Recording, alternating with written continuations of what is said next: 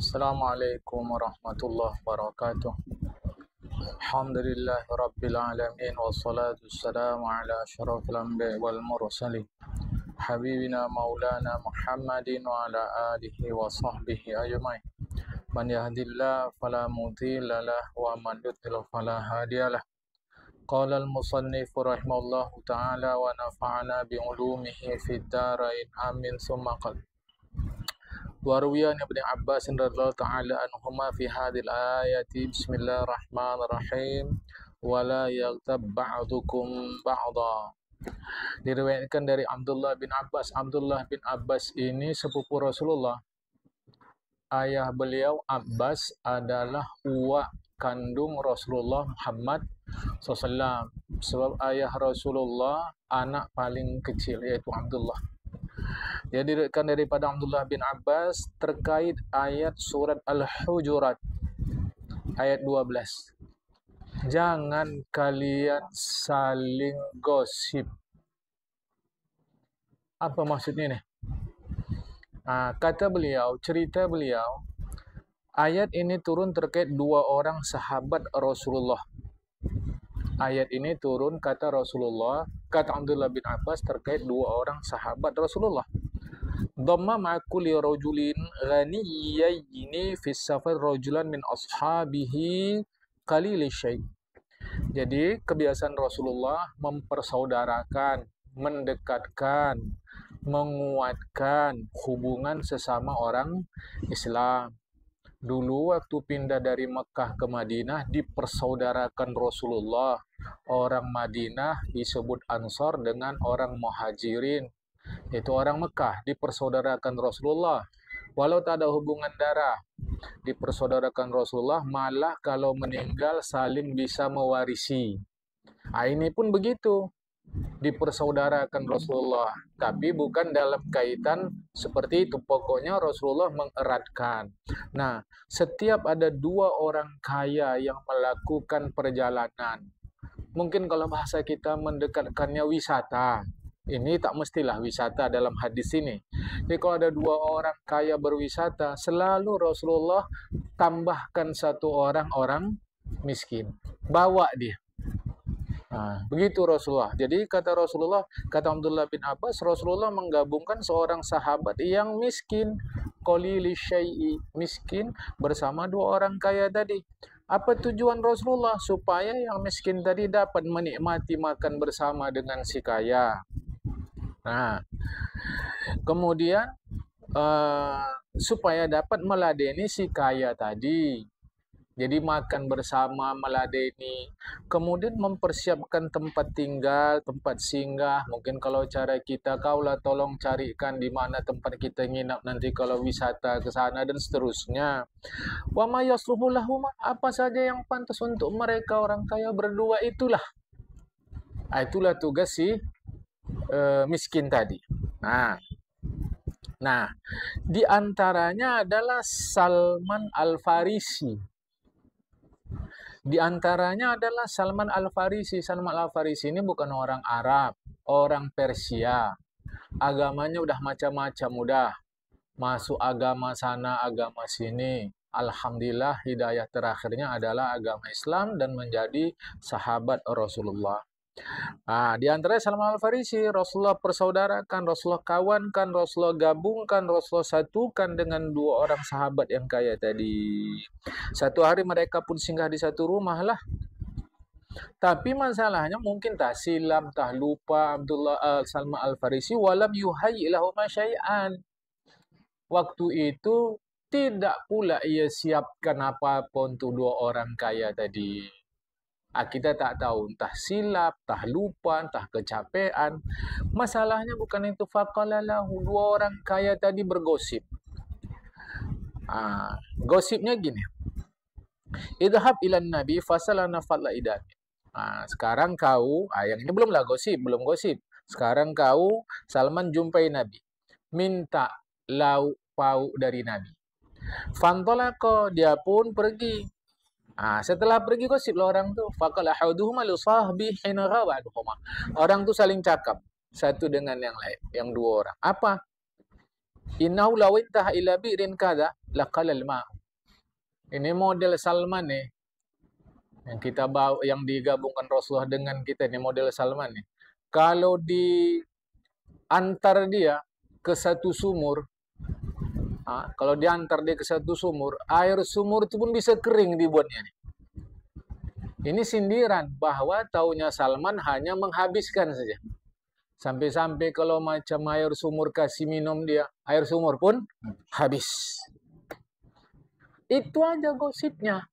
Dia gosipnya nggak sampai sambung menyambung menjadi satu. Itulah Indonesia. Dari Sabang sampai Merauke, tidak. Hanya ini aja gosipnya. Oke. Ketika Salman sampai kepada Rasulullah, Salman pun menyampaikan amanah mereka ke Rasulullah, minta lauk pauk. Kata Nabi, kullahuma qad akaltum al-idam. Balik kau bilang sama orang tu sudah barusan makan lauk pauk lagi. Kata Rasulullah. Oke. Lantas Salman pun mendatangi keduanya, mengabarinya. Kapan kami makan lauk pauk? Tak sedap rasa, mereka berdua pun menjumpai Rasulullah. Kata mereka, ya Rasulullah, ma'akalna min idamin. Kami tak ada makan lauk pauk. Mana ada, kata Rasulullah. Nampak aku merah-merah daging di mulut kalian berdua. Kalian bilang pula tak makan lauk pauk. Lah, makan halal meyakun indana syai'. Kami nggak ada apa-apa yang mau dimakan ya Rasulullah. Kebetulan waktu itu sedang habis. Ini macam mana ini? Tak ada, hari ini kami tak ada makan daging. Kata Rasulullah, innakuma qad ibtaghtuma akhakuma. Kalian tadi menggosipi saudara kalian. Kemudian kata Rasulullah, suka kalian rupanya makan daging bangkai saudara kalian? Tak sukalah ya Rasulullah. Kata Rasulullah, sebagaimana kalian tak suka makan daging bangkai saudara kalian, begitulah jangan kalian gosip. Karena sesungguhnya orang yang menggosip saudaranya, dia sesungguhnya memakan daging bangkai saudaranya. Turunlah ayat ini. Ya, hanya itu. Ini mau hati-hati kita, jangan ceritakan orang, diam aja jamaah, diam aja. Nah, jadi kita ini kena dosa saja. Oke? Diriwayatkan daripada Syekh Hasan Al-Basri.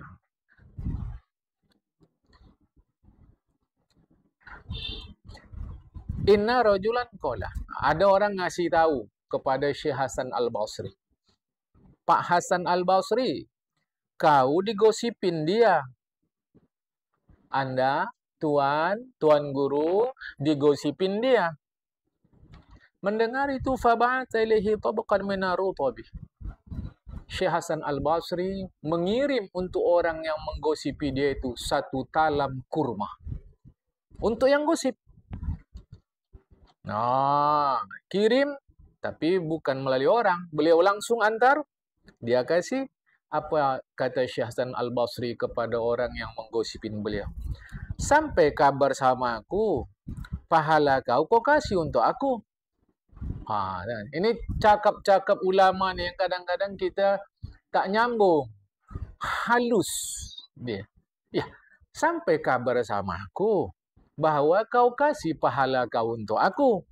Sebagai rasa terima kasih aku karena kau dah ngasih pahala untuk aku. Inilah aku kasih satu talam kurma untuk kau. Maafkan aku ya kalau balasan aku ni tak cocok, tak sesuai. Tengok aja. Jadi kalau ada orang gosipin kita, jangan nggak bisa tidur. Nyenyak aja udah.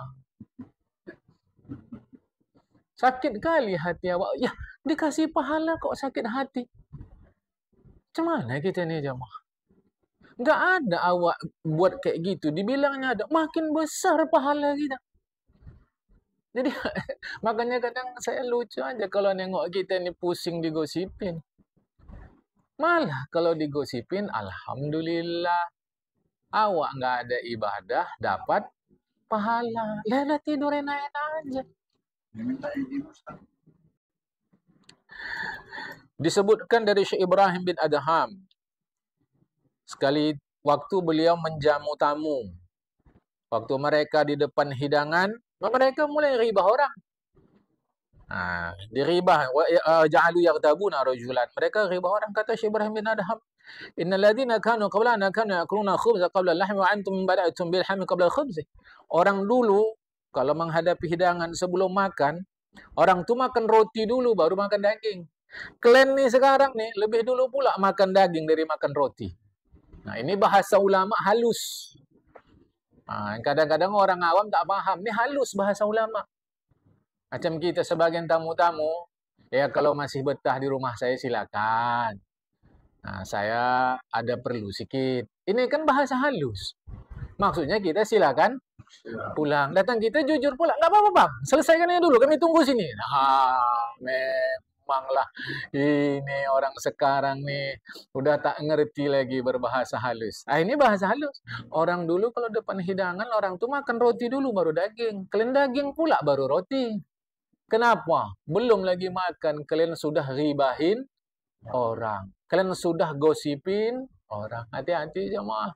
Masuk macam kita di majlis ni pun nanti waktu ke mana-mana lah. Ya, jangan riba. Disebutkan dari Syekh Abu Umamah Al-Bahili radhiyallahu anhu, dia mengatakan, ada seorang manusia diberikan kitabnya pada hari kiamat. Ditengoknya dalam kitabnya itu banyak kali pahala dia. Padahal dia tak ada buat. Setahu aku tak ada aku buat begini. Lantas dia tanya kepada Allah, ya Rabbi min aina lihada? Dari mana pahala ini ya Allah? Kata Allah, itulah pahala orang gibahin kau, tapi kau tak sadar. Tengok, sedapnya kita di gibah. Kenapa pula jigrak rambut? Karena digibah orang. Penuh aja dah. Coba dulu. Jadi golden member pula tu. Coba. Kenapa tak bisa tidur sampai ngamuk-ngamuk? Siapa yang bilang? Enak jadi bilang ini. Siapa? Mana orang? Untuk apa? Untuk apa? Dah dikasih.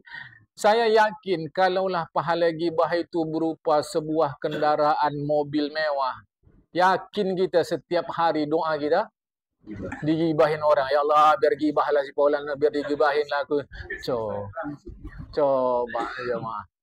Berarti miripnya di dunia ini akan izin Ustaz. Jadi dari Ibrahim bin Adham, Syekh Ibrahim bin Adham, beliau mengatakan, wahai para pendusta, di dunia pelit kali kau sama kawan kau, tapi di akhirat dermawan kali kau sama musuh kau. Nah, ini kan cakap-cakap ulama nih. Di dunia kau pelit sama kawan kau, tapi di akhirat kau dermawan sama musuh kau. Pelit kau tak dimaafkan, dermawan kau tak terpuji. Macam mana itu bahasanya? Di dunia kau pelit sama kawan kau, harta tu tidak kita kasih. Tetapi di akhirat kau dermawan sama musuh kau, pahala kita kasih. Itu maksudnya tu. Jemaah. Di dunia sama kawan awak jarang traktir-traktir. Pelit kau sama kawan kau. Tapi sama musuh kau dermawan kali kau di dunia, bukan di akhirat. Kalau di di akhirat, bukan di dunia. Kalau di dunia sama musuh tetap pelit dia. Tapi di akhirat dermawan. Macam mana? Dibukanya aib musuhnya itu. Maka berarti dia di akhirat dermawan. Karena memberi pahalanya kepada musuhnya. Sama kawannya justru di dunia dia pelit pula, alias bedangki. Bedangkinya di dunia ini tak dimaafkan Allah. Karena orang tak boleh pelit. Di akhirat dia dermawan ngasih pahala sama musuhnya. Itu tidak terpuji. Ini mau hati-hati nih. Ini bahasa orang alim. Kan? Jadi maksudnya di dunia jangan pelit, di akhirat jangan dermawan. Ada harta kawan-kawan, ayo ajak makan-makan. Tak mesti banyak, yang penting akrab suasana, kan pahala. Di akhirat jangan dermawan, pahala kita jangan kasih musuh. Maknanya di dunia jangan ghibah. Ya, ini mau hati-hati, diam sajalah, kan? Nah, ghibah itu kata sebahagian orang alim adalah ibarat bebuahan orang pembaca Al-Quran. Di terjemahan dibuat apa situ? Ibarat apa itu? Makanan kecil. Fakihah itu berbuahan. Makanan ringan. Jadi ghibah itu ibarat kata makanan ringan bagi ahli-ahli Quran. Ibarat itu adalah jamuan bagi orang-orang fasik.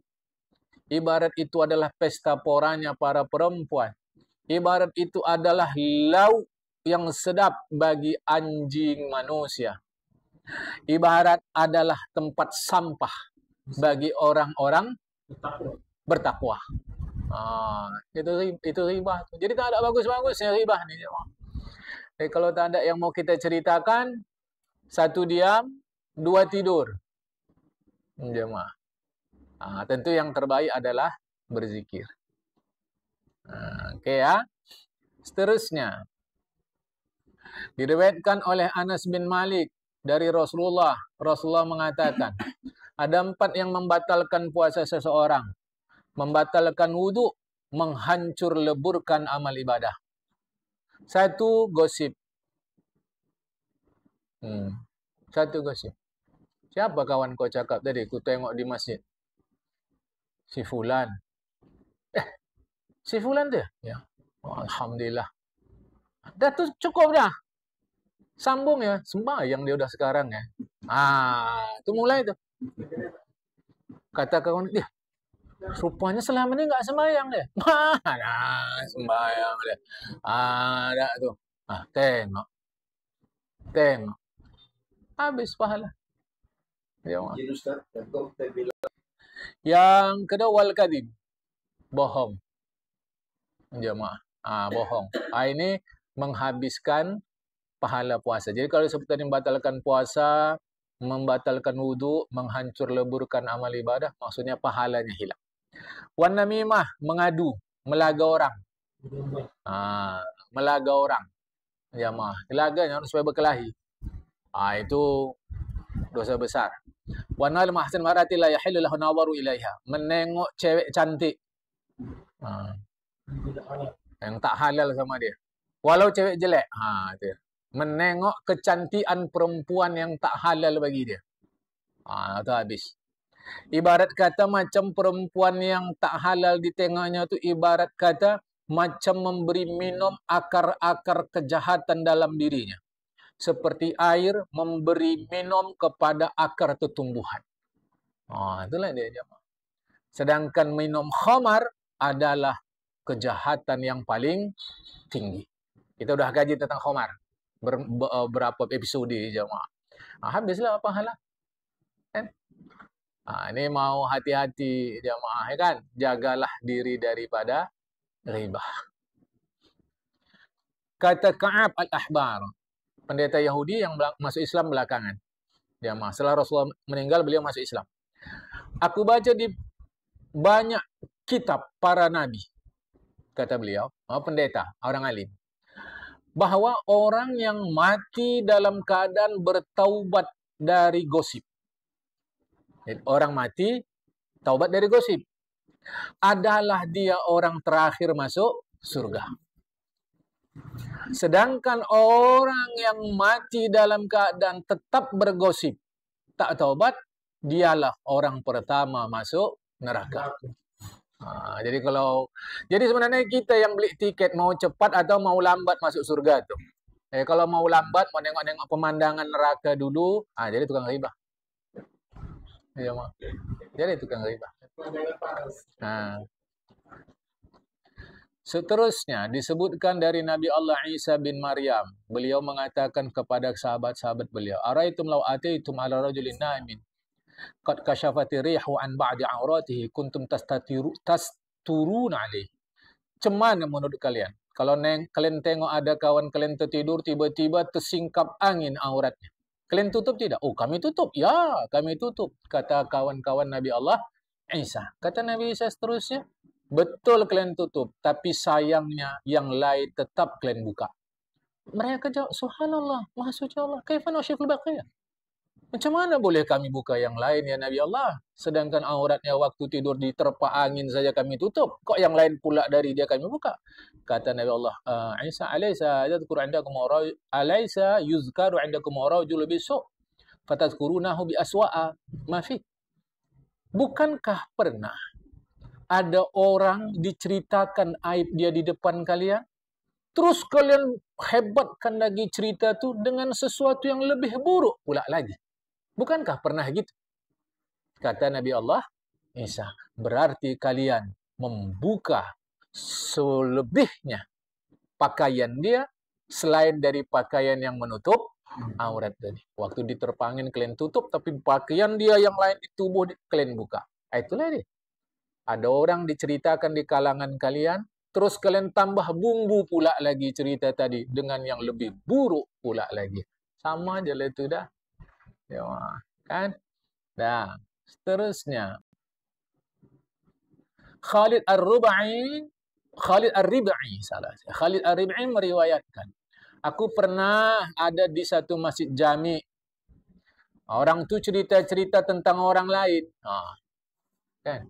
Gosip lah ini. Fanahaituhum an zalika. Kularang orang tu pun berhenti. Orang tu pun carilah topik yang lain, cerita topik yang lain. Tapi setelah itu balik lagi orang tu. Cerita orang tadi. Padahal kularang.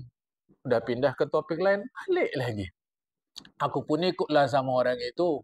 Cerita-cerita itu juga. Ikutlah pula dia. Gosip. Digosok makin sip. Malamnya tidur aku bermimpi. Dalam mimpiku datang seseorang tinggi, hitam legam, membawa satu talam. Di talam itu ada sepotong daging B2.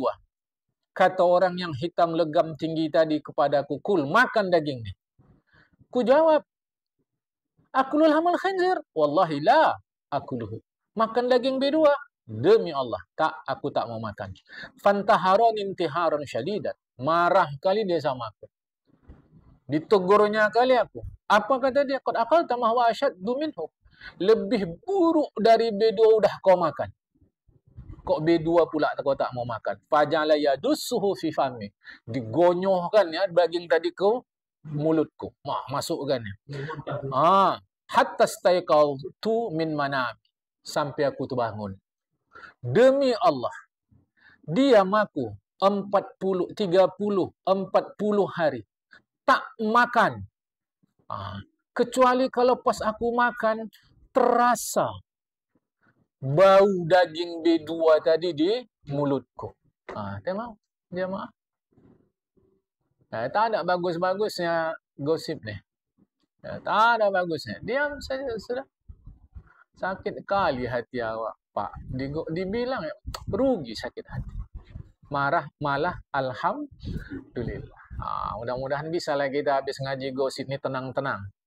Jemaah, usaha lagi sibuk-sibuk tentang gosip ni. Berkata Syekh Sufyan ibn al-Husain, aku sekali waktu pernah duduk-duduklah bersama Syekh Iyas bin Muawiyah. Kami cerita. Dia cerita biasa. Famara rajul. Sedang-sedang kami cerita-cerita lewat seseorang. Faniltu minhu. Ku gosip dia, kata Syekh Sufyan bin Husain.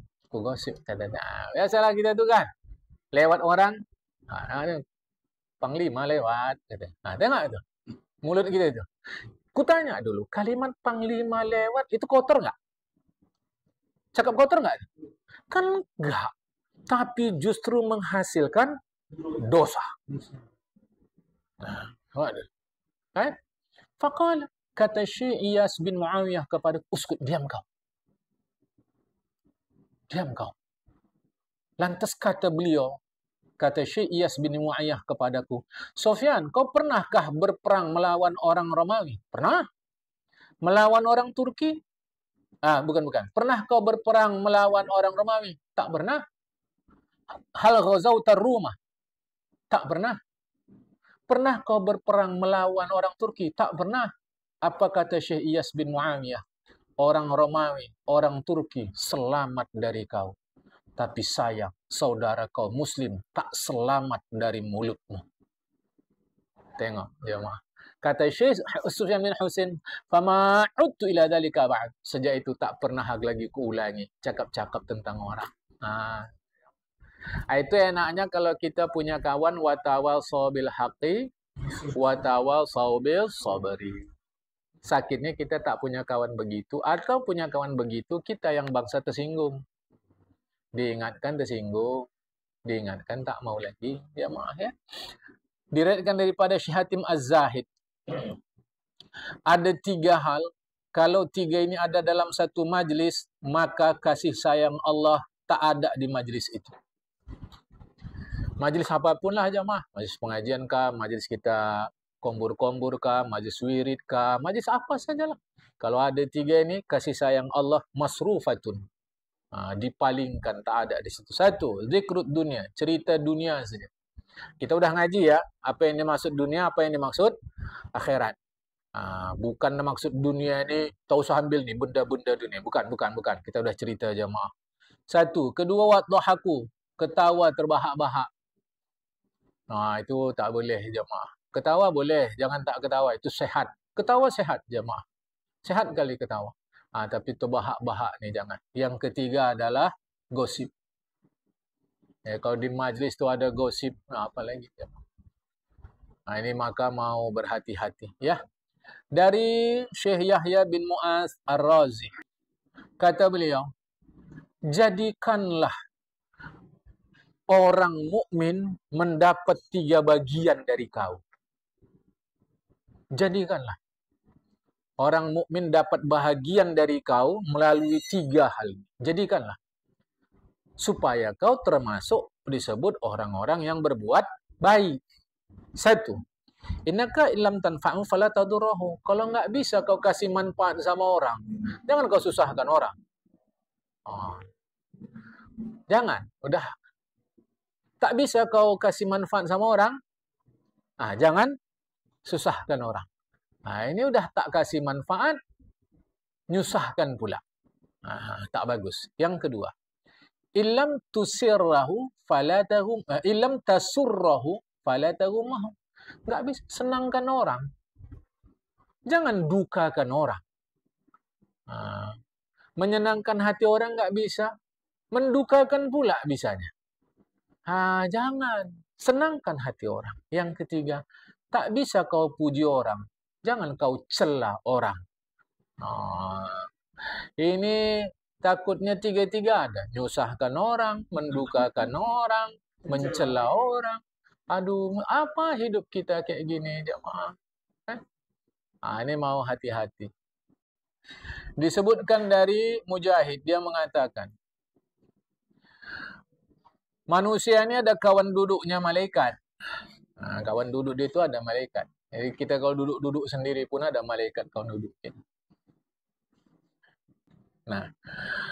Kalau kita cerita-cerita tentang orang lain, tentang kebaikan, apa kata malaikat? Walaka misluhu. Untuk kau pun kebaikan macam dia juga yang kau ceritakanlah. Coba tengok jamaah. Mana ruginya? Kita ceritakan kebaikan orang. Malaikat yang doakan supaya kita dapat kebaikan yang sama seperti yang dilakukan orang. Tapi kalau di antara kalian yang cerita-cerita ini menceritakan buruk orang, kekurangan orang, cacat orang, aib orang, kata malaikat, ya bani Adam kashaftal mastura alaihi auratahu. Wahai manusia, kalian buka aib dia yang sudah ditutup-tutupnya itu. Irji ila nafsi, tengoklah diri kau. Pujilah Allah yang sudah menutup aurat kau. Kenapa aurat orang kau buka? Sekarang saya tanya sama kita, termasuk saya. Selama ini sesungguhnya Allah tutup nggak aib kita? Tutup. Orang ada tahu. Masing-masing saya ini ada aib, kita ada aib. Tapi kita tak tahu aib orang. Ditutup Allah. Mengapa aib dia yang sudah ditutupnya pun Allah tutup aib dia, tapi kau buka. Irji ila nafsi, tengoklah dirimu sendiri. Bahasa kita irji ila nafsika itu introspeksi lah kau. Dapat paham nih? Oke? Baik, kita teruskan. Disebutkan dari Syekh Ibrahim bin Adham, beliau dipanggil, diundang makan. Ketika duduk, dia dengar orang-orang kombur malotuk. Apa di antara kombur orang tu? Si Fulan kok nggak datang? Dah titik. Mestinya. Tak tahu awak. Ini disambung. Di antara mereka, dia itu memang bangsa lelet tu. Di terjemahan apa? Selelet tu. Tak tu. Kata Syekh Ibrahim bin Adham, sejak itu perutku sakit kalau makan. Kenapa? Karena aku ikut ghibah orang muslim. Padahal beliau tak ikut ghibah, tapi beliau ada di majlis. Fa kharaja wa lam ya'kul sa'ayam. Tapi beliau tak teruskan. Tinggalkan beliau majlis tadi. 3 hari tak makan. Sebagai bentuk menghukum diri. Jangan. Kalau dia menghukum diri tadi, berkata sebahagian orang alim, kalau tak sanggup kau lakukan 3, wajib kau lakukan 3. Lemah kau melakukan 3 ni, tak bisa. Wajib kau lakukan yang 3 ni. In da'ufta anil khair, tak sanggup kau buat baik, fa'amsik anil syarri, jangan buat buruk. Tak sanggup buat pahala, jangan buat dosa. In kunta la tas'an tanfa'an nas fa'amsik anhu daraka. Kalau tak sanggup kau buat manfaat untuk orang lain, tahan. Jangan kau buat bahaya kepada orang lain. In kunta la tas'an tasuma fala ta'kul luhuman nas. Tak sanggup kau puasa, jangan kau makan daging orang. Puasa tak sanggup. Udah. Jangan daging orang kau makan. Maksudnya, tak bisa puasa dari haus lapar, puasa dari ribah. Itu maksudnya tuh. Karena kalau kita ribah, berarti kita makan daging orang. Hukama artinya orang alim. Hukama itu orang bijak. Hakim, bukan hakim. Hakim, orang bijak. Orang bijak ni orang alim lah. Jemaah dalam agama kita orang bijak ni orang alim. Nah, kita teruskan. Disebutkan dari Syekh Wahab Al-Makki, dia mengatakan, aku tidak ghibah, lebih kusukai daripada dunia beserta seluruh isinya, dari sejak diciptakan dulu sampai nanti kiamat, ku sedekahkan dia untuk sabilillah. Lebih suka lagi aku tidak ghibah. Jadi aku tidak ghibah, lebih suka aku daripada dunia ni dikasih semua untuk aku dari sejak diciptakan sampai nanti binasa hari kiamat, dan seluruhnya digunakan untuk sabilillah. Kan besarlah pahalanya itu. Lebih suka aku lagi tidak ghibah daripada itu. Dan kututup mataku dari yang diharapkan Allah Ta'ala. Lebih kusukai daripada dunia beserta seluruh isinya yang ku gunakan untuk sabilillah. Kemudian beliau pun baca ayat Al-Quran surah Al-Hujurat yang kita baca sudah berkali-kali, yaitu janganlah antara kalian saling gunjing, gosip, dan ayat Quran surah An-Nur ayat 30, katakanlah ya Rasulullah Muhammad kepada orang beriman, tutup mata mereka dari yang diharamkan oleh Allah Ta'ala. Menunjukkan dahsyatnya dosa ghibah. Ya, jamaah. Berkata Syekh Abu Lith As-Samarkandi, para ulama membincangkan taubat ghibah ni. Macam mana ni? Taubat ghibah. Kita ghibah jangan kita lah ya. Si A fulan menghibah si B. Bagaimana taubat si A? Hal tadi mengatakan anastahilla min akhihi. Bolehkah dia bertaubat tanpa minta halal kepada si B? Si A menghibah si B, si A menggosip, menggunjing si B, kemudian si A taubat. Bolehkah dia taubat tanpa minta halal kepada si B? Atau bahasa kita, tanpa minta maaf. Kata sebahagian ulama boleh. Kata sebahagian lagi tak boleh. Selama dia belum minta maaf. Macam mana boleh tak boleh ni? Kata Syekh Samarkandi, ini ada 2 bahagian. Jika ghibah itu sampai kepada si B. Jika ghibah si A tentang si B sudah sampai kepada si B. Dengar sudah si B, tahu sudah si B, sadar sudah si B dia sedang diribah, maka taubatnya si A mesti minta maaf ke si B dan minta ampun kepada Allah. Tetapi kalau ghibah itu tak sampai ke si B, maka cukup dia minta ampun kepada Allah dan bertekad tidak mengulanginya. Jadi kalau ada ulang bilang, mestikah minta maaf ke si B? Mesti. Tak mesti. Itu dijelaskan. Tak mestinya itu kalau si B tak dengar dia di ribah. Mestinya itu, wajib itu kalau si B dengar dia di ribah. Tinggal lagi satu masalah. Si B diribah dan dia dengar dia sudah diribah. Cuma dia tak tahu siapa yang meribah. Kita datang minta maaf. Mestikah kita bilang kita yang meribah? Jamaah. Sebagian ulama yang musyaddad, yang tegas mengatakan ya. Jamaah. Sebagian kata tidak. Kenapa? Jika dengan mengatakan begitu akan menimbulkan masalah baru. Akulah yang gibahi kau. Kau rupanya. Kalau kira-kira begitu, tak usah. Tapi cukup sampaikan. Aku mohon maaf. Akulah yang gibah kau. Jangan. Aku mohon maaf. Mana tahu aku ada dosa sama kau, tak apa segala macam lah. Dah, minta izin aku. Itu pun dah cukup. Izin Ustaz, apakah itu? Jadi kalau si fulan minum khamar, si fulan makan B2, si fulan berjudi, datang ke Allah, selesai itu. Serius dia selesai. Tapi kalau dah hak orang ini, aduh, hajab kali jemaah, karena kita mesti dapat izin dari orang itu.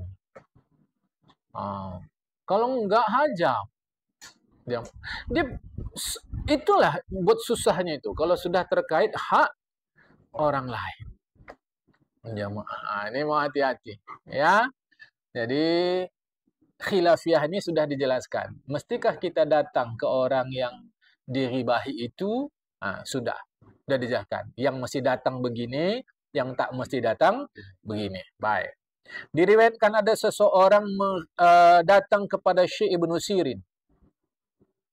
Kata dia, ini ritabtuka. Aku gunjing bapak. Aku gosip bapak. Aku gibah bapak. Faj'alni fi hillin. Halalkanlah ya. Maafkanlah ya. Apa kata jawaban Syekh? Cemana aku menghalalkan yang diharamkan Allah?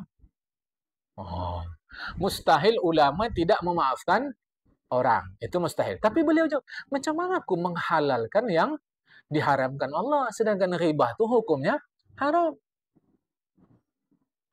Ini maksudnya ini seakan-akan kata Syekh Abu Lis As-Samarqandi, Syekh Ibnu Sirin memberi isyarat kepada orang tadi, istighfar kau, taubat kepada Allah, barulah taubat itu betul ma'astihlalihi minhu. Dengan syarat kau minta halal kepada orang yang kau riba, yang kau gunjing, yang kau gosip. Itu maksudnya. Jadi baru betul kau datangi Allah, datangi orang. Ini hati-hati. Betul yang Bapak bilang tuh. Si Pulan tuh payah taubat dia sama aku nanti tuh Pak, payah. Digibahnya aku. Tengoklah. Kita gibah juga enggak? Gibah. Karena kita membuka aib orang yang gibah. Sama saja. Sama. Sama. Fa'amai dalam tabul ashabitil ghibah. Apabila ribah itu tidak sampai kepada korban yang diribah, maka taubatlah dia kepada Allah Ta'ala. Minta ampun kepada Allah. Taubat kepada Allah. Dan hendaklah tidak dia kasih tahu orang yang diribah itu bahwa dia sudah mengribahinya. Itu lebih baik. Supaya hati orang yang diribah itu tidak risau.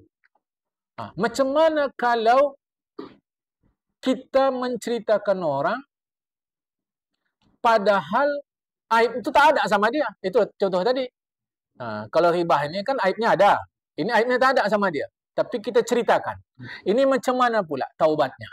Itulah ngaji kita insyaAllah pada pada Kamis akan datang. Kalau kita sehat-sehat semua. Hari ini sampai sini dulu. Assalamualaikum warahmatullahi wabarakatuh.